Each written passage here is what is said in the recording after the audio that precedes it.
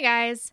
First of all, I want to thank you so much for your patience, especially my patrons, while I was doing other work the last few weeks. I know I said I would put my videos on private, and I did that for a few days, but it was driving me insane, and it seemed pointless, so that didn't last for very long. I put them back on public. Anyway, thank you for sticking around and not unsubscribing during my hiatus. I really thought that during this period I would retreat to my own life and do work that was unrelated to politics and preserving Western civilization, but I found that I'm not really capable of doing that anymore. All of the issues that I discuss on my channel were still gnawing at me, and I realized something.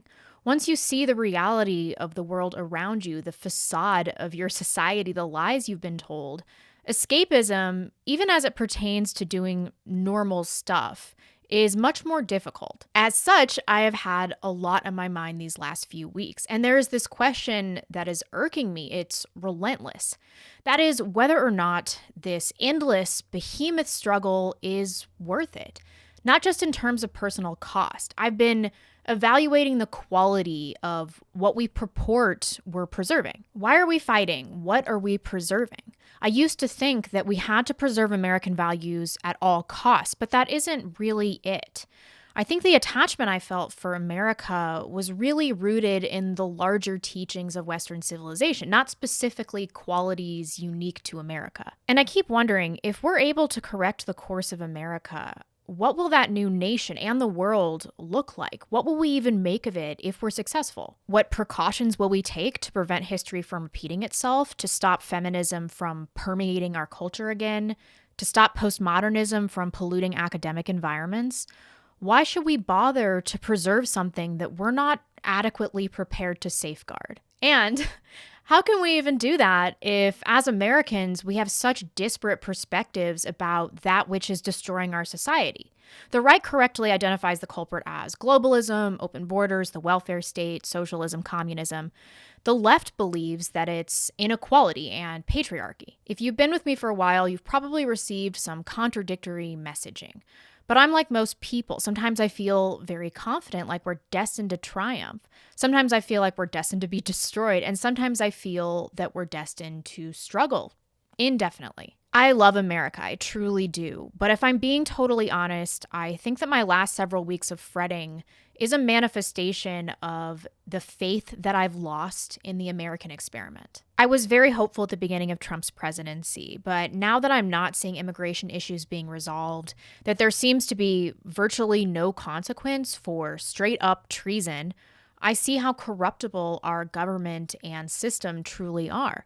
Not to mention, if popular culture is any reflection of the quality of our society, we're totally screwed. Like so many people, I've fled various cities and retreated inland.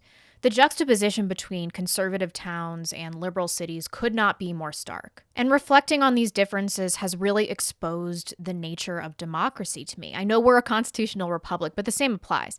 If citizens lose vested interests in upholding their cultural values, if they're corrupted by monetary incentives, or if the population becomes even a sizable minority foreign-born, those that rely on the state will always vote to strip resources from those that do not, always. Maybe I just have a problem with the welfare state, but I'm at a real crossroads here. If we continue to allow our values to be tarnished by modernity, by consumption, by reliance on the state, if we freely give up our sovereignty to accommodate foreigners that have no vested interest in maintaining the culture, even if we do not do this voluntarily, but we have a state that allows it to happen against the will of the majority, is it worth saving? I know this is binary thinking, but I do believe that right now, when we're in the midst of this power struggle and have an opportunity to purge neocons and socialists from the government, we have to have a firm, long-term plan of action. So many past revolutions have been dismal failures because overthrowing the status quo requires such a Herculean effort that by the time a victory is achieved, the momentum has often been totally depleted. I fear that that is going to happen or is already happening, and historically, this is when authoritarianism, which offers to replace chaos with stability, has an opportunity to take hold. I made a video a while back about the FBI and FISA abuses. I've linked this below.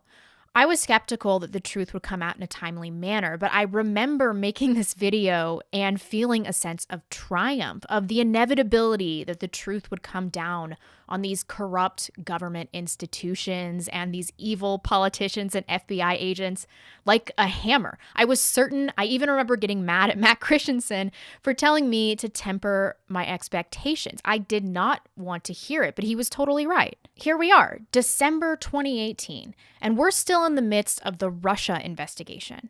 Nothing has happened, and despite the abundance of evidence that the Clinton campaign, neocons, and progressives have utilized every tool in our system to perpetrate the most massive hoax in American history in order to overthrow a duly elected president, we don't seem any closer to this great cleanse that I swear to God I could almost taste. As a result, I feel totally burned out. I feel betrayed that I fought for a system that has revealed itself so broken, so plainly unscrupulous.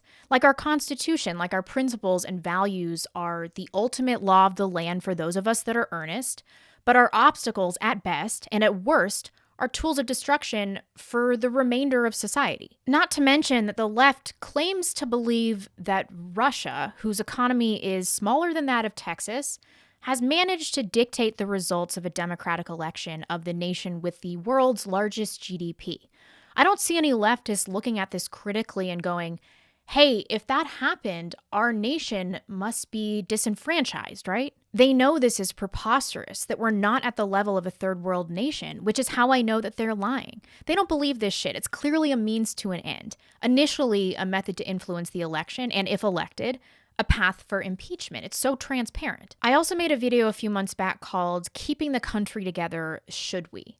In it, I explore the concept of balkanization, even the necessity of it, although it pains me to merely suggest this. I'm really beginning to believe that at this juncture, right now, when we still have a shot, as small as it may be, to become a principled, moral society again, we must decide, if we regain the power, what elements of this broken society will we choose to adopt and enforce? When I look at liberal cities, when I hear leftists talk about a borderless society, about instituting socialism, about a complete cultural upheaval, about the evil of white Western history, it just deepens this fear of balkanization. Our worldviews are irreconcilable. How can we coexist with those that refuse to accept our most fundamental tenets merely as basic framework? I used to talk a lot about how Europe is in deeper trouble than we are. Don't get me wrong, they have huge problems, many of the same that we're experiencing. But despite the power of the EU, they do ultimately have the option to uphold their sovereignty and protect their cultures. I'm very encouraged by the behavior of Hungarians and the Polish, and France has had a hell of a few weeks. The middle class is clearly furious that they're funding the lifestyle of migrants at the expense of those that are actually French. They're done with the consequences of globalism and they're burning it down. This is from a Red Elephants video that I've linked below. If you aren't familiar with Vince and his channel, check it out. It's fantastic. But it stuck with me because it shows that at least in France, they've begun a revolution and they have some institutional power on their side. Those that realize that France must be preserved at all costs. Meanwhile, you have the nationalist Yellow Vests who are making their demands clear and successfully getting police and firefighters to defect to support their movement. The Yellow Vests have an overwhelming 80+% approval rating with the French public, and the police are going to their side. Here you can see the police taking off their helmet, showing solidarity with the Yellow Vest.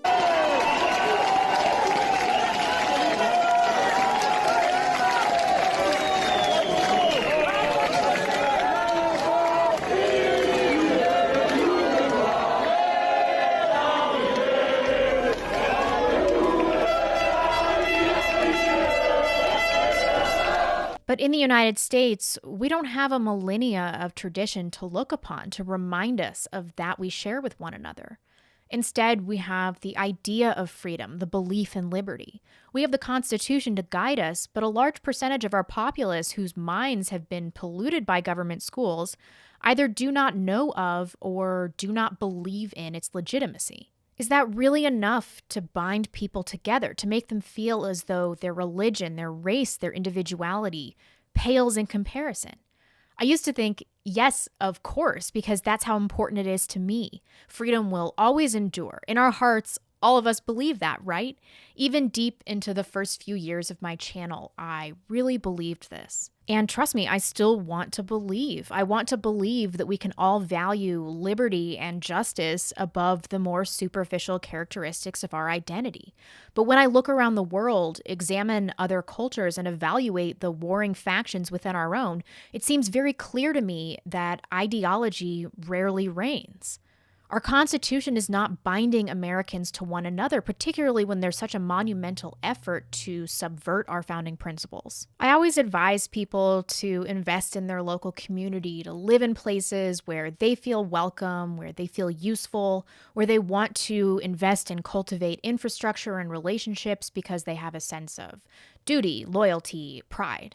In such communities, you can develop something that feels autonomous. They're often safe, close-knit, clean, well cared for. Idyllic, beautiful communities like this exist in these little pockets all over the country, and I believe still are the bedrock of the nation. But how do we protect these communities? It's commonplace now for these areas to experience a rapid influx of liberals fleeing cities like Seattle, San Francisco, and Los Angeles. They're in search of a better life, and leftists lack self-awareness. They never make the connection between the institution of their own idiotic policies and the destruction of these communities. Perhaps I'm being naive and they do see such a connection, but they're just trying to turn red states blue. Or perhaps even this is naive, and leftists are so filled with malice and spite for Western civilization that they see these communities as a threat and swarm on them like the locusts that they are, merely for the sport of destroying them. I don't know. What I do know is that this phenomenon is widespread, and because the leftist paradigm has been so widely adopted culturally and in government, stable communities have no way, outside of social ostracizing, to retain the tenor of their own towns. And leftists often lack a sense of shame, so ostracizing them isn't going to be that effective anyway. Inevitably, leftists ruin these beautiful towns as well, and the conservative citizens continue to retreat inland. But where does it end? We're just going to keep getting run out of our towns, our local governments flipping ever so slowly as positions get handed over to a new wave of millennial socialists. We can't run forever, and we're already running out of places to go. I just realized that I have not posed any solutions here, merely contradicted several of my previous videos while offering no hope for the future. Sorry, guys. That is where you come in and my wonderful comment section comes in. We need a game plan. How do we survive this era, retain the good parts of our government, of our civilization, while ousting those that want to destroy it, while abandoning the parts of our system that allowed this takeover to happen in the first place? While protecting the communities that, at least for a short while more, are the heartbeat of this nation. Is there anything we can do to save it? I'm really sorry if this was a bit of a black pill. Maybe I'm just internalizing this new winter gloom. But I don't know how to fix this, and I refuse to feel like it's all hopeless and like we should just give up. Western civilization has brought more good and prosperity to the world than any other in the history of mankind, and I really feel like we're obligated to fight for it. Let me know what you think in the comments section. Thanks, guys, and I'll see you soon. Bye.